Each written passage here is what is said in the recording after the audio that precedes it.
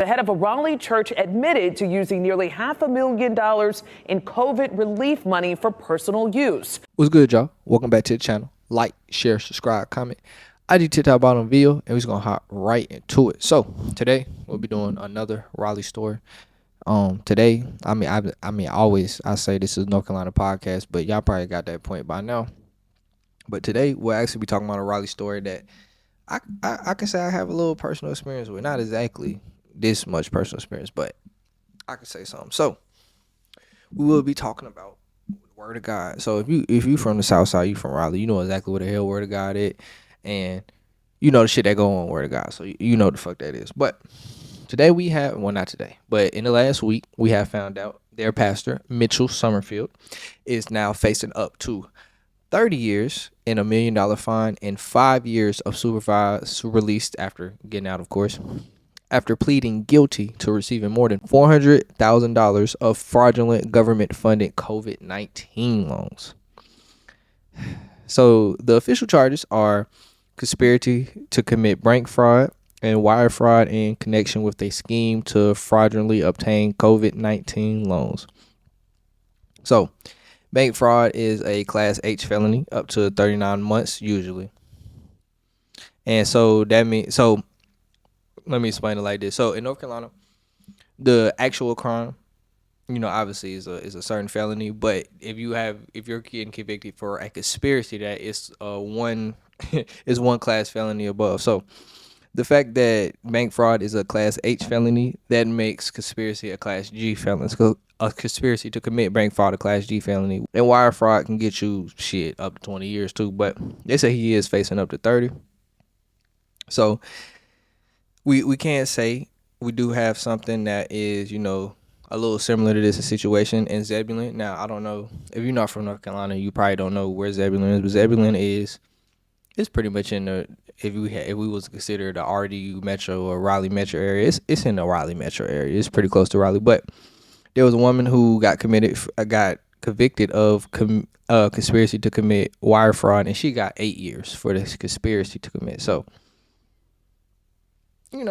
but the fact he got conspiracy to commit bank fraud and wire fraud, so that's where all his charges are gonna come in. Now, I don't think he's gonna get a full 30, but let me get into the details of what the fuck he did. So this nigga took out multiple paycheck protection program loans, which, if you didn't know, that is what PPP stands for. So multiple PPP loans, and also economic injury disaster loans, which is EIDL loans. So if you seen PPP or EIDL, that nigga was taking advantage of the motherfucker. So he supposedly did this on 3, I guess you would call them organizations: Winning Ways, KHS Investments, and Vision and Destiny.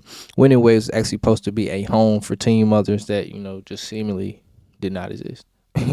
So with the money, he supposedly got flights, shopping, designer clothes, and family planning with the money. So like I said, he pled guilty. So we just waiting to the sentencing for real. So I don't think he'll get 30 years just because, but it is a lot of money. He did take $400,000 is a lot of money, but I can see him getting maybe like 15. I can see him getting half of that, like 15, but 15 with $1 million fine. They probably won't give him $1 million fine because he didn't steal $1 million, but they'll probably give him somewhere like around $100K ballpark for that. And that's, imagine going to jail and having to pay $100K. That's tough. I hope he hid that shit somewhere or found some way to invest or something, because god damn. But back to, what I said, a personal experience with this. Now, this was a very long time ago, as if I am, 22, turning 23 this year. So this is back when I was, 3-4 years old. I actually attended preschool at Word of God, and, my parents did want me to continue, my, what we would call it, primary elementary school. How motherfucker say it? Primary education. But yeah, it is primary. But primary education, but I wasn't trying to hear all that because them niggas had a dress code. But also, the reason I bring this shit up is because even then, the niggas was taxing for shit that, wasn't about God, for it to be Word of God. I can tell y'all from experience that these niggas tried to tax my parents because they were trying to build the pastor at the time a new fucking helicopter pad. So I'm just saying, what kind of, pastor, if you really a pastor, needs a fucking helicopter pad, talking about he needs to get back and forth from a helicopter pad?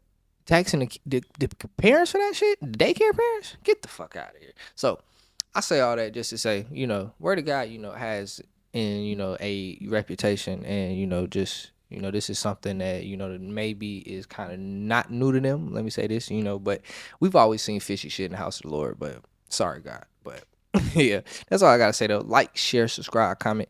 IG, TikTok, Bonneville, and we out.